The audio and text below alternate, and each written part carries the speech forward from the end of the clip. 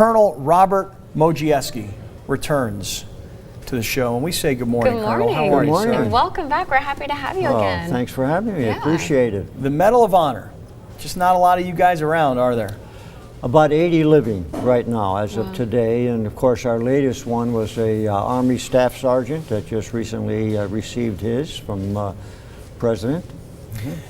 Colonel, I know that guys like you don't like to tell the stories of what happened that earned you the Medal of Honor. Is that pretty accurate? You don't like to give us great detail? That's absolutely accurate. That's correct. Yeah, very few kind of are reluctant to talk about it. But you know what? I just want to say one thing. For younger people to hear your stories, I think it's so important so that we understand what you guys did and what you sacrificed. Right. Would you share with us just a little bit of what happened in the jungles of Vietnam and how your guys were down? They were outnumbered. They were outmanned. They were outgunned. They had no ammunition left. And would you just take us through that story? I was in Vietnam in 1966, and in July we had an operation with about 5 battalions, American battalions and also some Vietnamese battalions, and we were right along the demilitarized zone between North and South Vietnam, kind of in the northwest corner of South Vietnam, right near Laos. And our mission was to be a blocking force to prevent the North Vietnamese Army from coming over to the demilitarized zone and into the south. So we had about a 4-day and a 3-night conflict and battle against the North Vietnamese Army. Each day got a little bit more intense.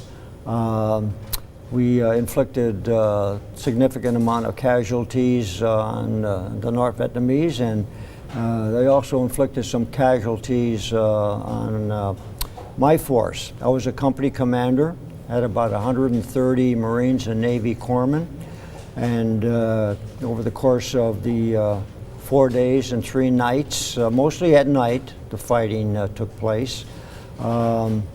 We just duked it out, and as I said, my force got a little bit smaller each day, and then your guys the guys that were closest to the front line, they ran out of ammo, right? We ran out of ammunition as the days and the nights progressed during the course of the week. So what did you do? We were surrounded.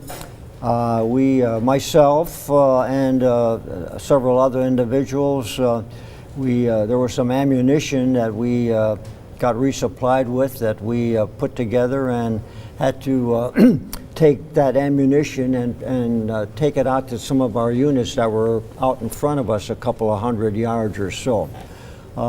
We were in a perimeter defense of 360 degrees, and of course you can't have a body 360 degrees standing shoulder to shoulder, so sometimes you have to cover that area by fire, either artillery or air.